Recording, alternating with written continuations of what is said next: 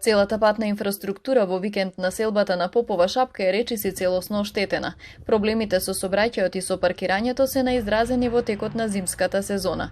Собствениците на куќите кои со години алармираат за овој проблем се подготвени да соработуваат со општина Тетово, односно со своји средства да учествуваат во реконструкцијата. Паркинг местава ни фалеа, значи во зимскиот период, а најбитен ни беше асфалтирањето на оваа улица. Постоечката, значи што е изградена во 88-87.